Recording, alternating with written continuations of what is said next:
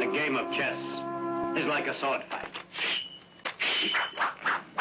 You must think first, before you move. Style is immensely strong and immune to nearly any weapon. When it's properly used, it's almost invincible. Sebastian Vendel-Martinez with MMAnytt and Studio MMA, here with Chris Lytle at the UFC 165 in Toronto. Chris, how are you doing? I'm doing fantastic. Glad to be here. And what have you made of this whole event? It's a big UFC fight, lots of fans, lots of fighters, lots of media. What's it been like for you?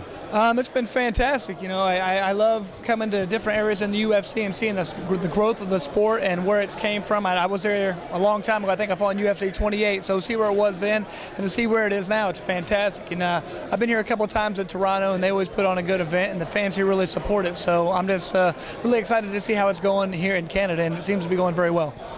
Now, I was one of the few that was, I was one of the many who was disappointed when you retired because obviously you're a very exciting fighter. You went out on a win against Dan Hardy after sort of having some tough times. What was it like to sort of finish off with a bang the way you did? You know, it's something that I always wanted to do. I always wanted to make sure when I left, I went out on my terms, first of all, and second of all, you know, I never knew anybody who went out on a win. So when I decided I'd won 4 out of my last 5 fights, and then I decided I was going to retire, and so it was really good to win your last one. You know, winning 5 out of your last 6, I think. I don't remember, but you know, I took a lot of pride in it. It was just something that I wanted to make sure people knew that I'm not quitting because I have to. I'm not quitting because I'm being told to. I'm not quitting because they won't re-up me.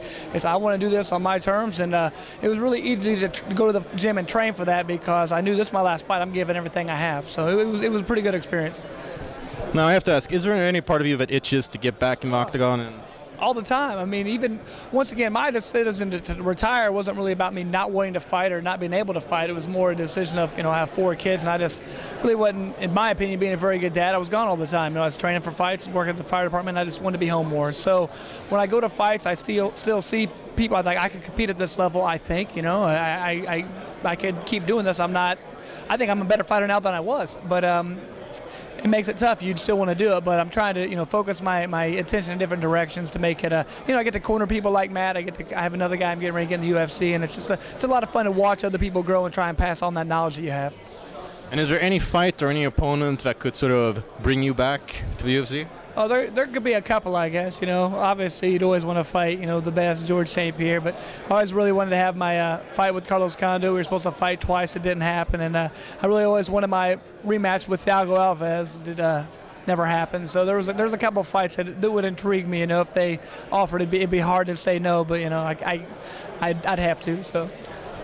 Now, you've since sort of gone a little bit political. Could you sort of talk a bit about what your role has been and what you're setting out to do? Sure. I ran for state senate where I live. And there's 50 state senators where I live, and I was just I've been following politics for a long time, and it's just something I became aware of when I started meeting more people in the political realm. That these people they don't care about what you think they do. They don't care about you and me or what's good for the state, the country, or anything. They care about themselves.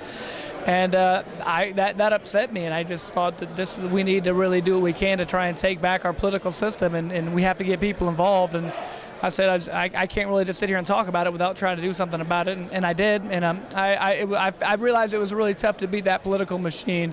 I ended up getting second out of 3 of us, but I made a lot of supporters, and I think at some point in the future I'll try and do it again. And I'm just trying to find out exactly what role I want to take in there. So I think it's something that's important. Everybody needs to pay attention to. And what would you say is more dangerous, MMA or politics? Well, and like I always tell the people, the good thing about MMA is you can say whatever you want, you can talk as much trash as you want, but at the end of the day, you have to get in there and prove it. That's the problem with politics. You never have to prove it. It's just whoever lies the best is the biggest winner, you know. So, you know, the UFC, I like it a lot better because there's a day of proving. You can say whatever, but I'm going to get in the ring and I'm going to try and knock you out. So, there's no day of proving that in politics. So it's definitely a dirtier business. And now you're here cornering Matt Mitrione. How do you feel? How has he looked as of late in training, and how do you feel he is going into a fight? Well, the thing is that people don't realize Matt hasn't been fighting that long. He's still, in my opinion, an infant almost. I mean, he's gotten so much better, and he will continue to get better. You're going to see how good he really is, and I'm very excited. Thanks, boss. So I'm very excited about. I don't know if this will be as a. I don't even really want him to show all the things he's good at yet, but he's really good at a lot of different aspects. This might be his coming out party, but I definitely want people to recognize the fact that they're going to be in some trouble in the next. He's only had 8 fights. Let's see what he will do when he has 10 fights in him. He's going to be a dangerous man to deal with. So. And is there anything particular that you feel that you can help him out with for Cheech? Absolutely. I mean, I'm just, trying to do whatever. I mean, his athletic skills, shadow most people. So I'm just trying to teach little things: mental toughness, the will to do whatever it is that you think you need to do. Just try and mentor him more as a person, as far as how to handle the fight business, and not necessarily skill-wise. We go over that too, but it's just more how to handle yourself outside the ring and even inside the ring, but not necessarily at a skill level, So that's where I think I can help him the most. As you mentioned, you were in the UFC a long time, a true veteran of the sport, and it's now progressed to one of the fastest growing sport in the world, and it's a huge, obviously as we can see here in Toronto, a huge thing. As someone who was with since the beginning, I mean, how do you see it? Is it like, how do you see this progression?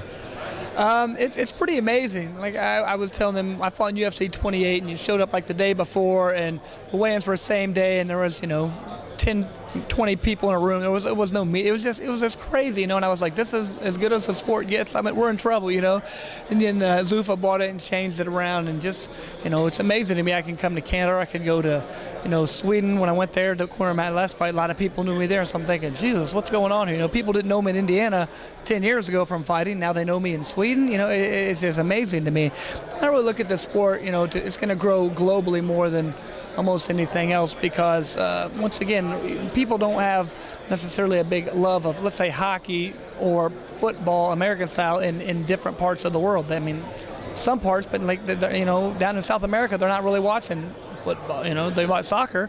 But I think fighting is one of the few things, MMA is one of the few things that can have global appeal. Everybody wants to watch soccer, and everybody wants to watch fighting. So I think the growth is going to be in once people are going to watch fighting, and throughout the world, it's going to continue to grow very, very rapidly throughout the world, I believe. As you mentioned, you were in Sweden, where obviously Sweden's the largest MMA website. What was it like being in Sweden, and how were the fans for you? They were. I couldn't believe it. Like I said, a lot of people. I'm going and helping Matt do things, and people are like, "Chris, you're one of my favorite fighters." Like, people in Sweden are really smart. I love you guys. You guys know what you're talking about. So it was just amazing that they really embrace the sport. They have their guy now fighting for the title. I'm very excited about that. So I had a good time in Sweden. I really enjoyed it there. All right. Well, there's obviously a pretty good reason to why fans know you. This was Sebastian Vendel-Martinez, MMAnytt, and Studio MMA, here with Chris Lytle. Thank you very much for your time. A game of chess is like a sword fight. You must think first, before you move.